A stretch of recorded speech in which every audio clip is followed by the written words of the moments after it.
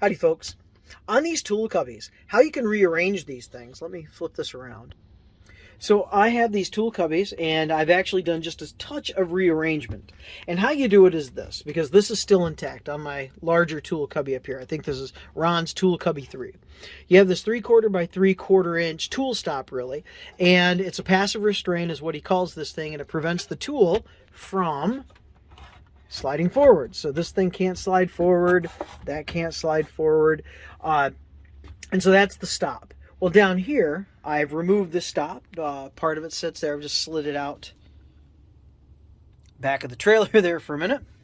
And what I was able to do is I was able to come in and I rearranged just this little bit of an area back here. I didn't have to add any more dividers. I have more dividers. I always cut more than I needed. I was unhappy in the fact that my new grinder only had basically a 2-slot cavity, and it really needed 3 because it's a larger grinder. And so taking this off, I was able to slide this over one.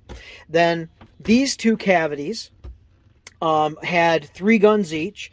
I've separated my 16 gauge nailer here, 2 18 gauge nailers there with some air oil, pneumatic oil, and I have my very small stapler, and then 2 pin nailers, the 23 gauge pin nailers there. And so I just moved these around a little bit, and I did have a slot here that I had devoted for an electric T50 stapler, but it was just not needed. It actually fit in the drawer down here with my other stapler, with my squeeze stapler, T50.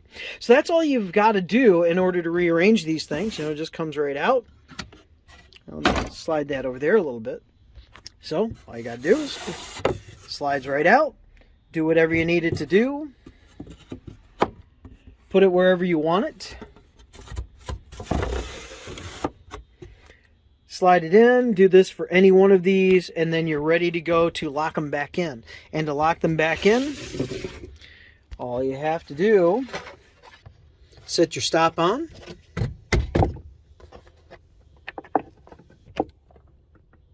Get your stop on.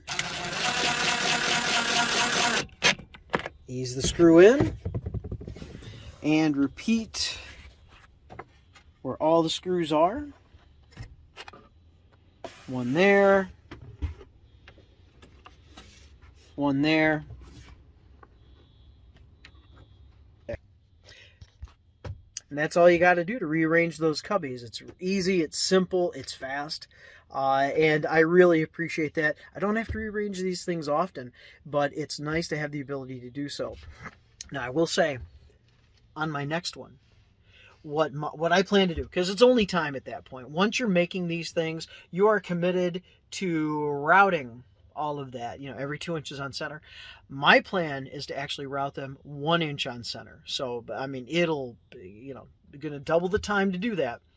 But I think it's going to be worth it, both up, down, and I plan on having a tall enough trailer next time to have Tool Cubby 2, which is in the middle, which is a combination of the one down here and the one up there. It has the depth of this one, so that's almost 20 inches deep, I think. And it has the height of this one, which this is only 14 inches, as opposed to this one up here, which is like 16 inches. So it has the 14-inch height, the 20-inch depth. And so really it is a combination of Tool Cubby 1 and 3. And with all 3 of them, I plan on doing 1 inch on center all the way down for the whole thing. It's time. And I'll commit that time if necessary. Well, not if necessary. I'll commit the time. Because what I realize is some of these, if I only had that extra 1 inch, I could put a divider in there and it would really free up, you know, for the next tool bay. And I could probably get 1 or 2 more tools, because then you can dial in exactly what you need on that space without it being custom to that particular tool, which is what we're trying to avoid, which Ron and I are trying to avoid, which, you know, Ron makes it modular, tries to avoid customizing anything, you know, so any tool will fit and you can reorganize it as necessary. And that's what I would like to do here. And that would allow me to dial it in. And then I plan on using this Tool Cubby idea with the routed slots in some drawers for dividers, so you can put material in there and basically have an adjustable drawer where you can put dividers in. And you can do that with a lot of things. And I've seen on Repair and Renovation and Shoe Shine Johnny, a lot of them are using that in other applications. And because of that, it really just allows you that modularity, but yet really customization.